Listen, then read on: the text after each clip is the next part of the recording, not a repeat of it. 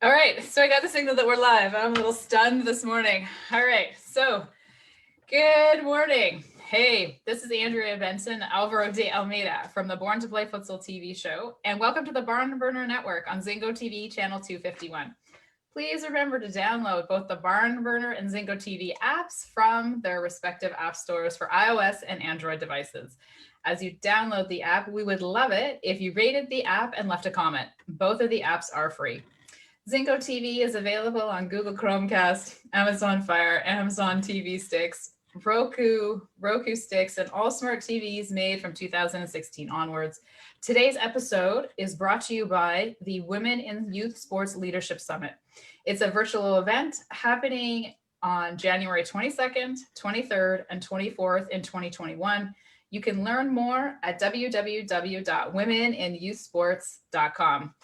So today, Alvaro and I are stoked because we've actually been watching Daniel from afar on what he has been doing for futsal in the Bay Area. So today we are interviewing, I'm hoping I'm getting Daniel's last name right, Daniel Verdejo del Fresno.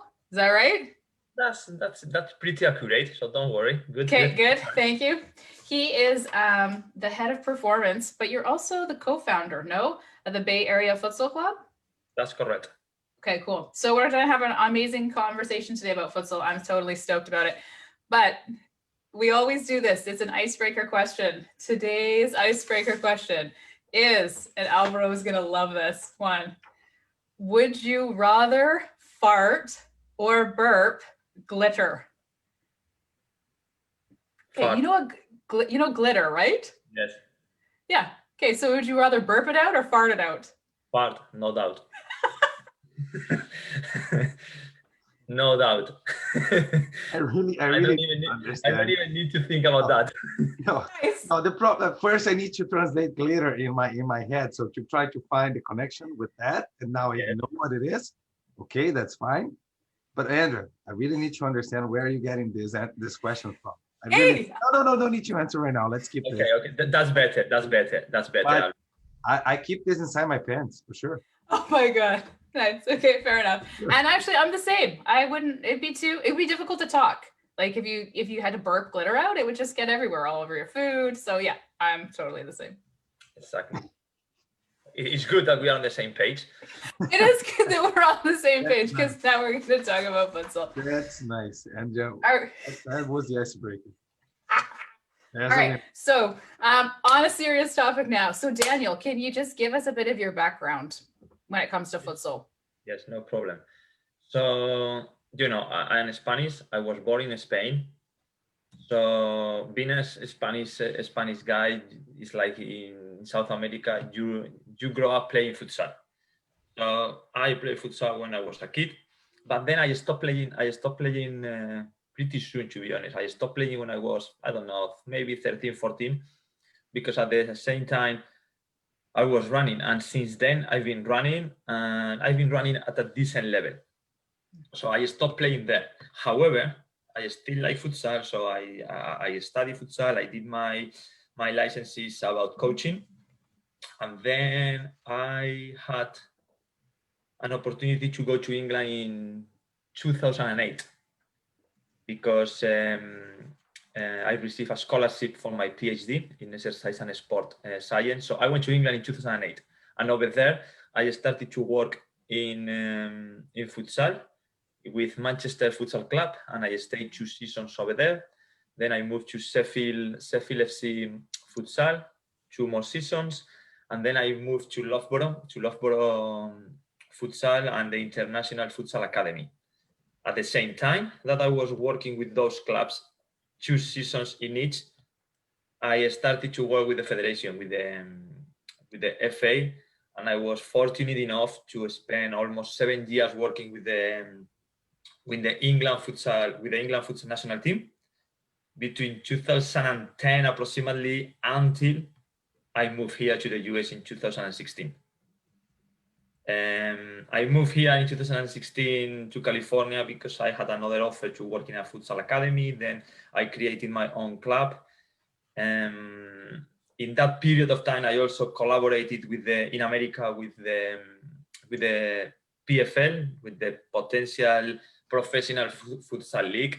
I was coaching as an assistant coach the US national team, the PF US national team, in a couple of events in Texas and Florida. And then, as I mentioned in the introduction, during the last winter, I had an opportunity to work with the Libya futsal national team as an assistant coach and fitness coach, sports scientist in the African Cup of Nations to try to qualify for the World Cup.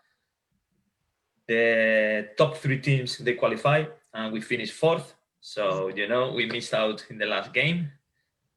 But it was very tough if we talk about just the sport, about missing, the opportunity to win a bronze medal and to qualify the team for the World Cup. But it was like a super, super good experience, like personally, because of the situation basically in Libya. It was like super interesting to witness and to see how they live, and we can go there a bit deeper if you want into that. So basically, that has been my journey. Wow, that's amazing. Thank you. Yeah. Wow. It's a lot of stuff to talk about this introduction right there. So the way you were describing, Daniel, and being honest with you and open here, the way I when I send a message to you, we have been working and watching and reading a few things that you have been doing for futsal. And before I start my sentences here, thank you for that. I think futsal needs more people, more professionals like you that really are interested to make and to push that agenda forward and help to develop the sport. It doesn't matter where, literally in your case, it doesn't matter where in the world, you want to make it work, and that's what you are doing. Thank you for that. Right off the bat, what are the main difference between, we always talk about, I have my experience from Brazil, I have my experience here in Canada right now, creating that experience here day after day. In your opinion, what are the difference between the futsal that you saw and you grew up playing in Spain, in England, that you experienced for a long time, now in US, and this short period in Libya, and other experience you have? What are the main difference? Let's focus on adults at this point. Okay. So I think in South America, I've never been there, okay? I've never been in South America, but I think in South America and in some countries in Europe, they see futsal as a sport. Of course, it is smaller than football, but it is a sport. And nobody talks how good you could be in football if you play futsal. Nobody talks about that. In England, okay, we had a national team, but the message that the federation was sending always is futsal as a tool to develop better football players. And in the US, I think it's the same thing that in England. So tool to develop better football players, but at the same time, it's a business thing. It is a sport to fill the gap in between fall season and spring season, so to fill the winter. So soccer clubs, they can extend the activities during the winter to generate some income for the coaches as well. So it's an important business sport here about that, which is damaging, is not improving the sport, because you are not really developing futsal. You are just using futsal for football or for your bank account or for other reasons. And I think when I grew up in Spain, it's not like that. In Italy, it's not like that. I presume that in South America, it's not like that. So that is the main thing. So yeah, I think you nailed a few topics here, a few points.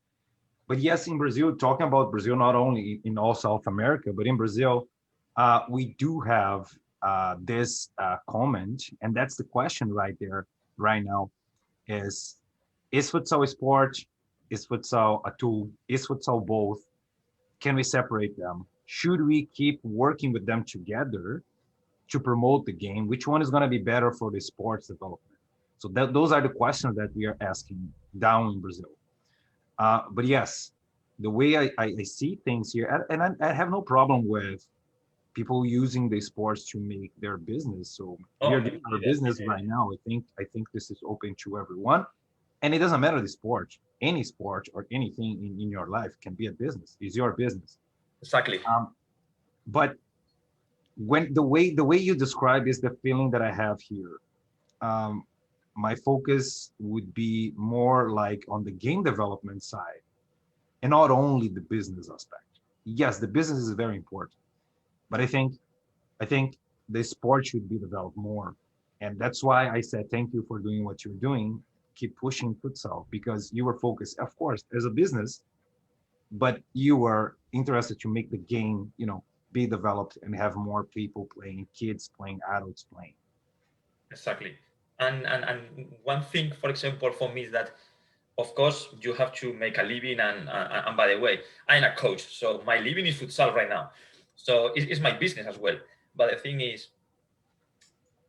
here, what I really don't understand is you do futsal, but you don't really do futsal. You are doing soccer indoor because you, as a coach, you don't even try to learn futsal. So this is one aspect that I really is like, oh, come on, really? Do they really want to do futsal, or is just something that they have to do because to supplement something else? Yeah, and that's the point. Or is futsal a sport? That's the question down there in Brazil. Should we keep pushing this or try to sell the sport as a tool to develop soccer?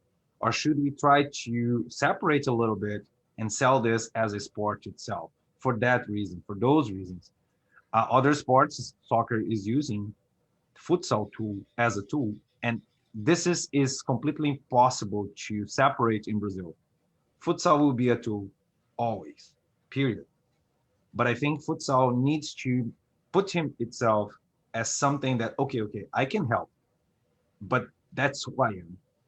So that's Yeah. the way we should be playing. There's a way to play on the court, either inside or outside, but there's a way to play, and this is futsal. It's not soccer in the gym. Yes, and for me, I'm going to be honest with you.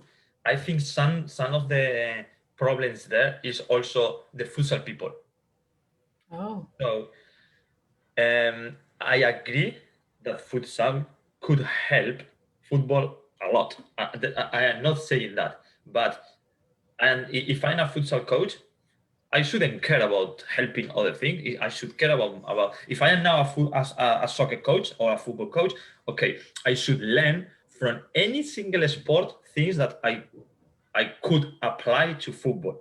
So if I am a football coach, I should try to learn from futsal.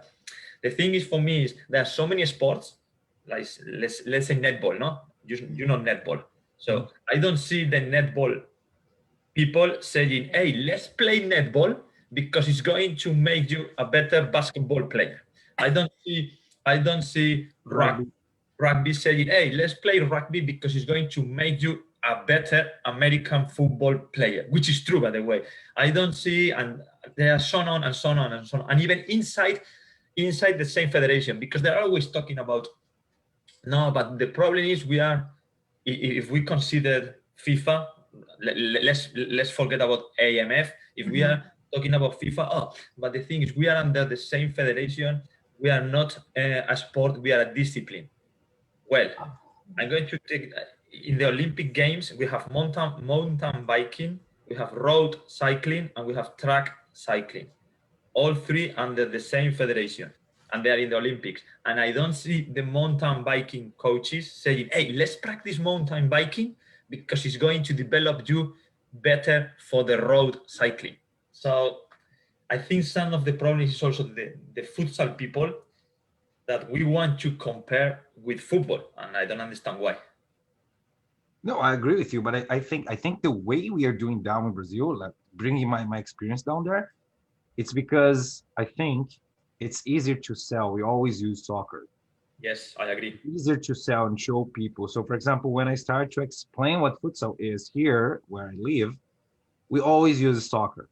We always use soccer to give a reference. So, okay, so why am I going to play this if I can play soccer? And then the easy way is if you play this, you're going to be better there. Yep. And then we're always selling the product, I would say, or the sport as something, as a tool to get there and be a better player as a soccer. And that's the question down there. Should we separate and stop doing this right off? Or should we keep going and working together? So that's a huge conversation down in Brazil. That some professors, some coaches in Brazil, they are saying that probably we don't have that, but probably soccer teams, they should be paying a fee for futsal clubs for building and creating those players for soccer teams. Yes. Because they, in Brazil, as I said, is difficult to separate futsal from soccer, from any player. They played futsal because you have at school, you have in parks, you have everywhere you go, you have a futsal court. And also now in Brazil, I've been talking with some clubs in Brazil and like football clubs, and most of them, they are even implementing futsal in the youth as a 1 day a week or 2 days a week, depending on the club. So yes, they are using futsal, which for me is great, by the way. For me, it's great. But they're doing this officially right now. Yes, in the past But they did. what happened in real life is, okay, I am your soccer player, but there is my coach as a futsal player, as a soccer player in club A. He coached me twice a week, and then we play on Saturday. So the other 2 days of the week, I play futsal for another club, another club. So I cannot say that just because I play for Daniel, I am a very good player. The overall experience is making me a player that I am right now. Meaning, if clubs like Vasco da Gama, like now is implementing, Flamengo is official more right now. Palmeiras always had, Santos always had in Brazil, Corinthians always. All those players, they are playing officially for the club. But the connection between the department, the futsal department and the soccer department, it's not the best as it should be. I know. So what I'm saying here is just trying to make this work is the player plays soccer. And even if the official club doesn't offer futsal, they are playing futsal somewhere. That's my point. So it's part of their lives, like street soccer, like free time playing futsal and ball games, any place. I think it's a difficult answer because also you can see from the other perspective. Is futsal really making those players in football, or is the training that they receive in football what is making the foot? You know what I mean? The futsal, yeah, that's where I want to go. That's where I want to go with you because I know how much you studied this. That's where I want to go with you today. Or is the time that the players they are playing on the streets on their own what is making them to be that good? I think it's a combination of everything. Exactly. Yeah, everything. Because, for example, one question, last Congress that I was participating down there the question was very simple. When does your player start learning soccer? So which environment is teaching soccer for your player? The club, the street, the school, the free time? Where? Where do you teach soccer to the kids? The question was about soccer. Yes. Okay. But I think we can scratch soccer and put futsal in there or both. Either way works. Yes, definitely. So where and when are the kids learning soccer or futsal? Probably we don't really have a right answer. Perfect. It will depend on your environment, or it will depend on so many things. And I think that is why, it's very difficult to answer that. Like to give a general answer valid for everybody. If you're a product, if you understand that you are a product of the environment you are living in, the skills what you have, and the connections between you and that environment, everything works. Everything is making you to get here or to get there. So all the experience you were exposed to is going to make you that better player. That's the way I am trying to understand that answer right now. But yes, everything can help your player or the best player to be a good player. Okay, but should it though? Because okay, but that's the question. Should it? Should it not just be should it not just be focused on futsal? Because I can use the hockey example, right? Played street hockey, played road hockey, but at the end of the day, you play hockey, right? Like futsal should stand on its own. No, like yes, it is messy. Okay, you can play street soccer, you can play futsal, but should it not just be? Yeah, I don't know. Just should it not just be more about futsal and not so much about where you came from? Yeah, because it is messy.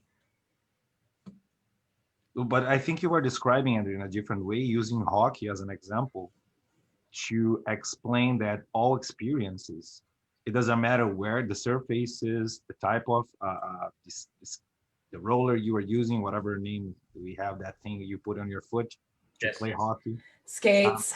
Thank you. Skates in Portuguese is something different. Is the skateboard? Okay. That's correct. Yeah. So 2-1. So we won. Fine. Anyways, it's a democracy. So anyways, so what you're describing is, I think, is the same as I am trying to describe here. Yeah. I'm not focused on if futsal is a sport or not at this point. What I'm saying is, to be a better player, that kid, it doesn't matter the sport he's going to play or she's going to play, she has been exposed to many different experiences related to that sport. In your example is hockey, different sort of hockey, different ways to play hockey.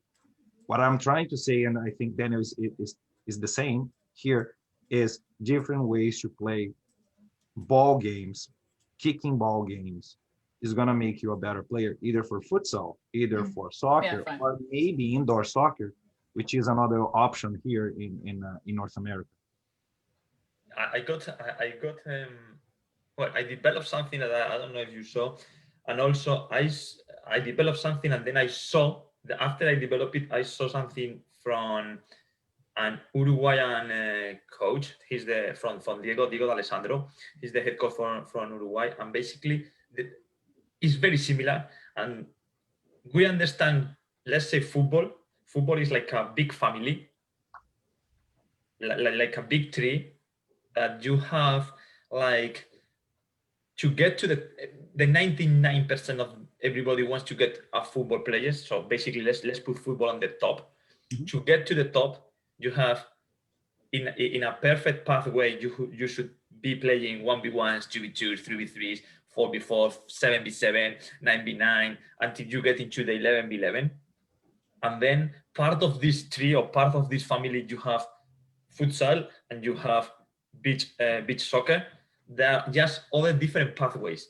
And I think as coaches, we should provide our players with as many opportunities to play as possible, and then they decide or where to go, which direction. But basically, we should develop them. We shouldn't just trying to funnel them into just one path. No, I saw that study. I saw your study about that, and I didn't see the Uruguayan study, but I saw the Belgium study because they are all, yeah. So, but again, we're not inventing. I think we're not inventing the wheel. I think I'm not. A very good way to see pathways and possibilities to develop those players. Exactly. So if you don't have, for example, if you don't have the free time, if you don't have other sports, if you only have soccer, and that kid only plays soccer, what is the best way to develop that kid? Yes, exactly. Offering everything. I think that's the way I understand your yes, you are right. Study, the way you post that and explain that. Am I wrong? No, you are perfectly right. And by the way, it's not. I don't know. I think I really feel that the football is always behind other sports in for whatever reason. We have even the example of basketball, that basketball is 5 versus 5, but they invented so many years ago mini basket, where the court is reduced, they play 3 versus 3, the baskets, they are smaller, blah, blah, blah, blah, blah.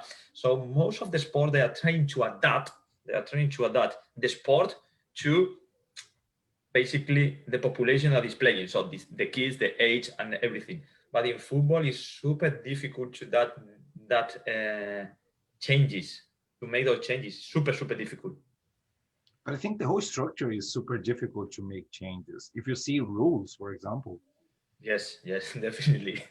So if you think like that, like the boards, when they change one rule, we have been talking, or journalists or specialists in soccer, they are talking about the possibilities of changing many years ago.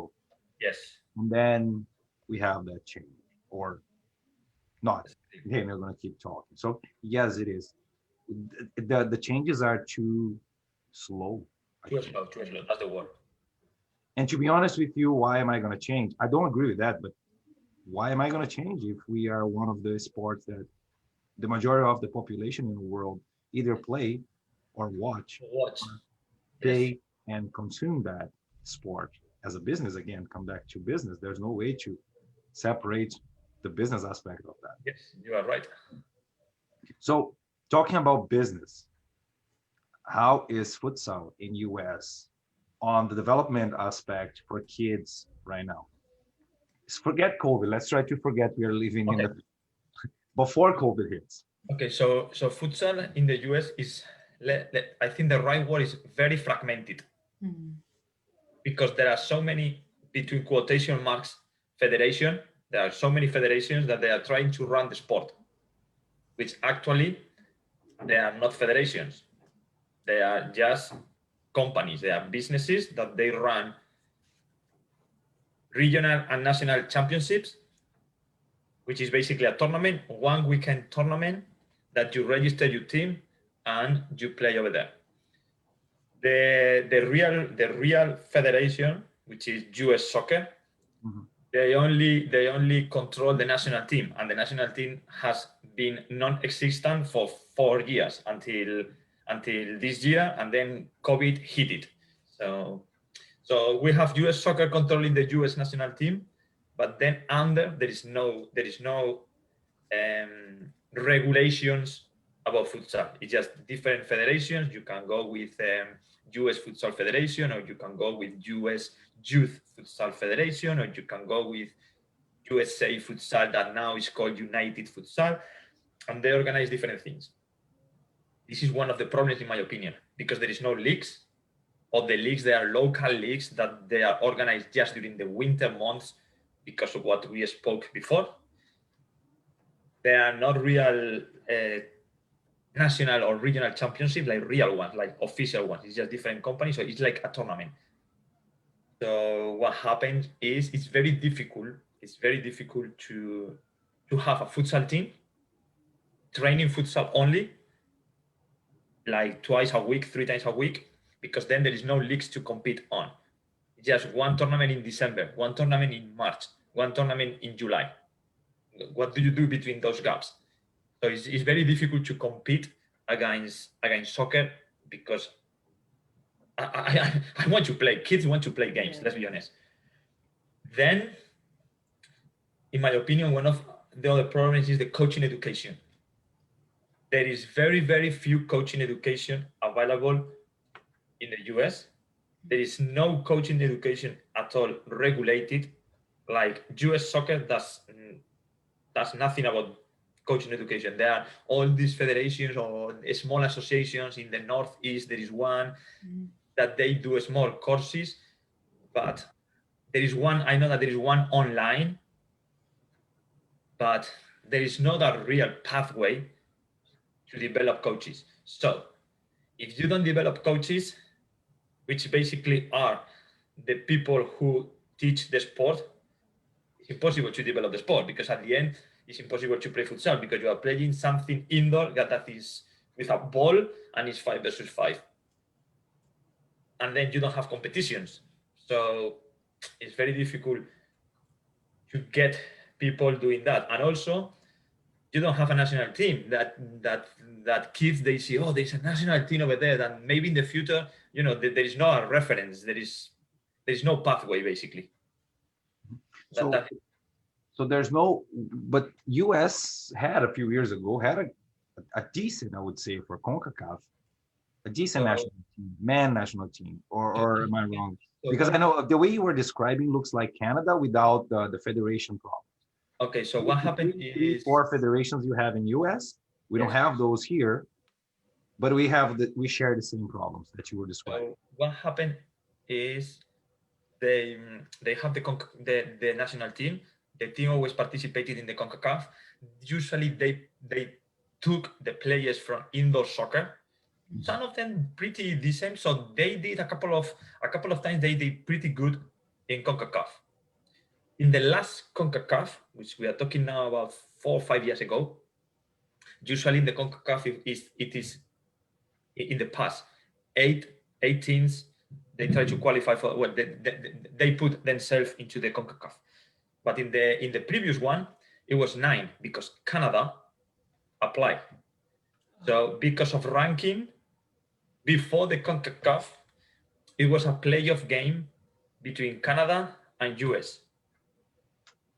So basically, the winner, and it was home and away. Technically, it was 2 games, no? Yep. So the winner of that game would go to the CONCACAF to make those top 8. Okay, so Canada beat US. Mhm. Basically, in the last CONCACAF, US couldn't participate. That was the moment that the federation stopped, for whatever reason, the US national team. And that was 4 or 5 years ago. Since then, the team didn't have any training camp, no coach, nothing, until just a year ago, when technically in May this year, so between the first week of May, they had the CONCACAF in Guatemala. So they put a new head coach, Dusan, new technical staff, and they started the program again. They did a couple of training camps. They even traveled to Europe. I think it was the very end of February, beginning of March. They went to Europe to play a tournament. They played 5-6 games over there. They came back. COVID hit it, and they stopped again the program because of COVID. The CONCACAF was cancelled. So right now, I don't know when the CONCACAF is going to happen. Probably, I don't know, February, March 2021. So I presume that the US will put a team there because this year the CONCACAF is huge. 20 countries apply for, so from 9 teams to 20. So you can see the futsal is like boom, it's going up. Yeah. So that's the situation here. Mhm. Like Yeah, very the quickly. way you were describing, we Canada lost to US in this pre-qualifying, let's call like this, pre-qualifying, I think for 2012. So US beat Canada. And then the last cycle for 2016, Canada beat US. That's correct. Yeah. And then now Canada, I think the way you are describing US soccer, so as Canada soccer, they are focusing on, at this point, the adult aspect, if we can say they are focusing on. Here in Canada, what I can say is we have the national tournament, the national championships for men, adult men. We have that. It's like 4 days competition. You play like 4 games, and then we have the national championship champion. And so Canada Soccer is focusing on the adult aspect, and then Canada Soccer is giving the opportunity for local federations or associations, soccer associations, to run futsal programs if and when they want to. So in our province in BC, right now, we had a few I would say times we tried to do something here. There were a few programs that the local federation put in place, but nothing to develop the sports and with a frequency like every other month or every other season, I would say, even even during the winter times, because here in BC, soccer is played during the winter. So even here, we cannot make that connection, like play during summer, soccer during summer, and play futsal during the winter. Here in BC, we can't. We have to play both at the same time. It is very, very similar to here. Okay. So, but the different thing is that here US soccer doesn't even run the national championships. Okay. So who runs it? For adults. For adults. So there's no US championship, or there's no official championship. Like, for example, today, There is no official championships. The official championships, they are run by US Futsal Federation, which is basically an association that has been doing futsal for 32 years. And you're not connected to the national federation. and technically they are related as a affiliated association to US soccer, but it's not really US soccer running the so I think that is one of the big problems there. Yeah, and then meanwhile we are talking about this. For example, in São Paulo, we had 2 days ago the final Paulista Championship. Yes. Final, adult final. And then a note here, Pedrinho, former goalie of mine, was champion, playing for Intelli. Nice, I'm very happy. He was 11. When he was 11, he was my player. And now he's playing adult. Nice. Anyways, I'm getting old. The coaching that you did, I'm getting old, man. And then today we have Corinthians and Magnus for the national. Today at 1 o'clock, I think. Yeah. Well, Yeah. 6 o'clock in Brazil, I think, is 1 o'clock. 6 o'clock in Brazil. I cannot wait to watch that game. It's gonna be a very good game, man.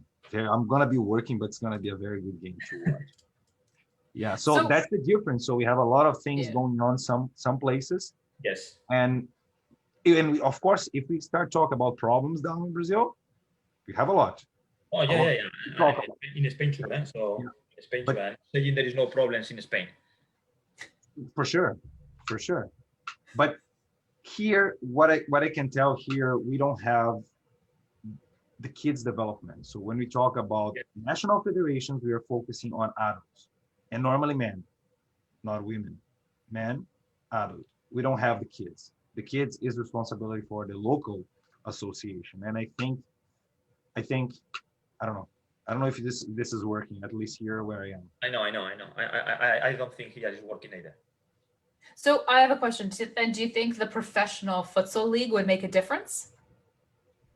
Because at least it would give kids a bit of a pathway, and it would kind of get coaches involved, and it would sort of put a more professional level or spin to the sport in the US?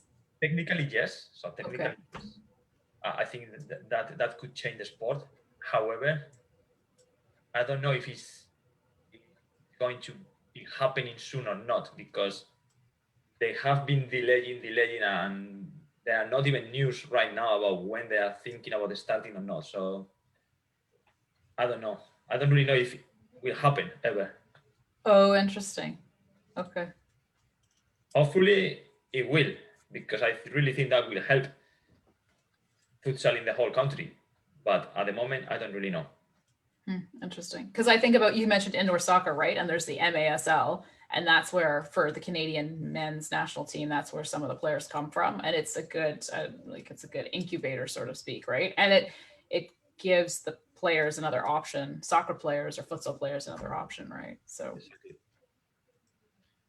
In one hand, Andrea, the way I see AMSL. Yeah. And I would like to hear from you, Daniel. How do you see AMSL as a product there in futsal and in US? Because they are making looks like a good business out of that sport, the indoor sport, the indoor soccer. And then we don't have anyone from the business aspect to say, okay, let's make it work for futsal. Let's make it a business, a product. Let's sell this. Let's make it work. We're going to have players here. We're going to make this more professional for the spectators, for someone that is going to watch, for someone that is going to experience that at home or on the gymnasium, in the gymnasium, when we can go to the gymnasium again. So do you think that indoor sport, indoor soccer in US first, it's how do you see indoor soccer? And do you think, should we have more companies, but companies that really want to push the sport forward, develop the sport? Should we have more people trying to invest in futsal and make it work? So I don't really know a lot about indoor soccer. Okay. That's the first one. The second one is I know that indoor soccer was huge here. Slowly, it's going a bit downhill, and I think that they are losing. But yes, the business model is there.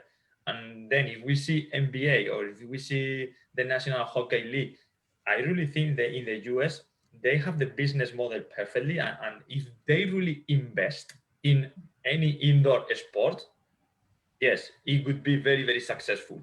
I am completely sure about that. But we really need these businessmen to really put a plan together, invest, and then develop the sport. But I really think that because of the mentality, because of they like high scoring systems, because of the show that they create in the sport event, I think they have the conditions to be a very successful sport in the future. But let's see if we need that push from Yeah. from income, basically from money. I know, agree. Andrew, do you have something? Yeah, so okay, so actually leading off that, so this, let's just be honest, this interview has gone completely off the questions, which is great. So I guess my question to you is, in a perfect world, how would you like the US system to develop futsal? Well, I think it should be a pathway, which I mean like competition for every single age, and there is a pathway, so everybody can play futsal if you are under 8, under 10, under 12, under 14, 15, 16. Then of course you have a national team, you have a female national team, then you have under 21s or under 19s, the same for boys and girls. So it's not really difficult. You only have to copy what you have in football and create the same in futsal, and there is a pathway straight there. Of course, for that you need money. Yeah. And but it's exactly the same. You have the coaching education in football, you create the same for futsal. Different licenses, A, B, C, the pro, everything, and that is how you develop a sport, basically. Yeah, agreed. And so, so kind of going back to your original question, do you think it's sort of it's on the futsal player and the futsal coaches who talk about what soccer is, like they talk about it as a development tool that kind of, again, doesn't help that player pathway? Because we see the same thing in Canada, right? There is no player pathway for futsal, and we have we've had tons of kids that say, "Oh my God, they love futsal," but there's nowhere to go, right? Yes, and also here, this is something very, very particular for in the country, and this is different from all over the world. Here, you have soccer in the university. Okay. Which basically could give you a free education, which is very expensive here when you are 16, 17 years old. So some players, they really focus on soccer because when they finish high school, they really want to get a scholarship to go into college. And this is something that in futsal we cannot offer. This is something that is completely different here.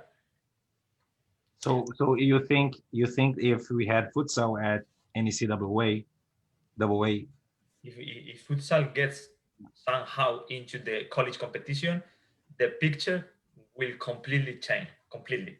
School system, Andrew. Yeah, interesting. You're coming back to the school system again. So yeah. So what I'm saying here, Daniel, because every time we talk to someone about futsal development, it doesn't matter where we are in the world or talking about any place in the world, school understanding as elementary all the way to high school or university. If futsal gets in that spot, then you're going to have the sports development quicker than clubs, federation, associations. We stop that part of the conversation and then we focus on that stream. So school. Completely agree. Interesting. So like so NCAA has D3, right? So there's D1, D2, D3. So like even if it was D3 or even I never know the difference between a college and a university. It doesn't matter. Start somewhere. Yes. Start somewhere. Daniel, I really would like you to talk about the pathway, a little bit more about the pathway. You described a little bit about the tree and the pathway and the age groups. So if you want to explain that, because I really like the way you put that in presentations. So if you feel free to explain the way you see a pathway. So I don't know if it's going to be applicable for any place in the world, but most of the places, I think they could benefit from your way to see that pathway. So feel free to Okay, describe so and explain your at the idea. at the very bottom, in my opinion, you should develop physical literacy. So motor skills like jumping, jogging, crawling, all these things, hitting, striking, throwing, the motor skills from the kid. Then we should start in a format that is, for me, of course, we have to modify the size of the ball, and we have to modify the size of the goal, and we have to modify the size of the field, okay? But the format is 1v1, okay? So you should start doing a lot of 1v1s, in my opinion. And I took this from different, as you mentioned, Belgium, Spain, England. So I think you should start with 1v1.